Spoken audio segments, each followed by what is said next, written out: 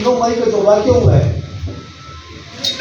ये हमारे लिए जो यूएसए में हुए 9/11 उससे बड़ा था।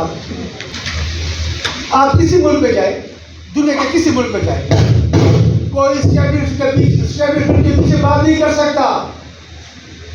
वो इसराइल हो, अमेरिका हो, इंडिया हो, जो तरक्की याफ्ता मुल्क है, या बरतानिया हो, ये वाई पाकिस्तान बदकिस्मती है।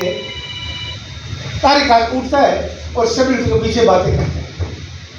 दुनिया का कोई मुल्क ऐसा नहीं है जो हुकूमत बनती है किसी मुल्क में भी, और अमेरिका की हो वो पेंटागन बनाएगी, इंडिया में राह बनाएगी, ब्रिटिश में MI6 बनाएगी।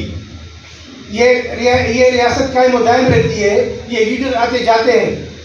और ये जो सिलसिला जो 9 मई का हमने देखा है, ये 22 साल पहले, 22 साल बाद पीछे चले जाए। जिस तरह इराक में हुआ है, शाम में हुआ है, यमन में जो हुआ है, लीबिया के साथ क्या हुआ है, ये इजराइल और अमेरिका जो मुसलमान मुल्क जिसमें फौज मजबूत है, इनकी यही ख्वाहिश रहती कि फौज को डिवाइड करें। जब फॉरेन फंडिंग इसकी बराबर हो गई थी, फॉरेन फंडिंग पकड़ी गई। फॉरेन फंडिंग किसने की है? इंडिया की क्या औकात हमें फंडिंग करे? उसके मकासद क्या थे? जुट की क्या होती, उनके मकासद क्या होती?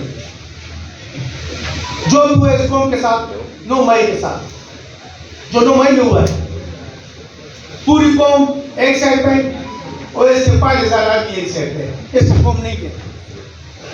पहले साफर ले रहा है, ये साफर जी मुझे अमेरिका ने निकाला है। अब अमेरिका की मिन्नतें करते हो, तुम उसके पले पालो। जो भी पार्टी, जो भी आदमी मुसलसल अमेरिका मुखालफत करता रहे, वो उन्हीं का आदमी जमाना से 25 साल बाद पता चला है तो अमेरिका के एजेंट था। ये तो अल्लाह का शुक्र है कि हमें 22 साल पता चल गया कि अमेरिका के एजेंट कौन है। मैं ये रिक्वेस्ट करता हूँ फेडरल गवर्नमेंट को भी और स्टैब्लिशमेंट को भी, जैसे आपने पंजाब में फौजी अदालतें कायम की हैं, वही अदालतें आपके BK में कायम करें तो स्पीडी फैसला मुझे दे दी। पूरी कॉम्फोर्ट के साथ करिए, हम फैसले के मुंतज़िर हैं जी। एक नए ब्लॉक में जा रहे हैं, नए पाकिस्तान इंशाल्लाह। अब कोई कह रहा है नए पाकिस्तान, कोई पुराना। ये हमारा पाकिस्तान है, हमें हमारा पाकिस्तान चाहिए, किसी का पाकिस्तान हमें नहीं चाहिए। अच्छा, बाकी मैं ये रिक्वेस्ट करता हूँ कि फौजी अदालतों का क़याम के BK में कर दिया जाए। आपका मौलाना फजल रहमान के साथ क्या दुश्मनी है, ये मुझे बता दे। आपके साथ अलके शरीक है, आपके साथ सुबह शरीक है, आपके साथ प्रॉपर्टी शरीक है? नहीं, ये बात नहीं। मौलाना फजल रहमान के बाद मौलाना मुफ्ती महमूद ने 1974 में कादियानी को अक़लियत में बदला।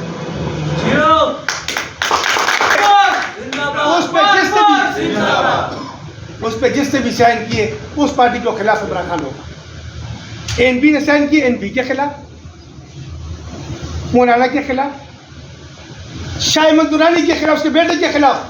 ये इंशाल्लाह पाकिस्तान की अवाम बाशऊर है और अपनी रियासत के साथ शाना बशाना खड़ी है। अच्छा, आसिम मुनीर, जनरल आसिम मुनीर का जब DGI था तो आपको सबूत दे दे कि आपकी घर वाली हो ये चोरी करते हैं, तो उसने कहा इमरान खान बड़ा खुश होगा, मुझे अप्रिशिएट करेगा। जब इमरान खान को उसने क्या दिया कि ये तो जगती बाजवा को, उससे बाजवा बाहर जा रहा जांच सोच रहा स्पेशली कि इसको अभी रिव्यू करो।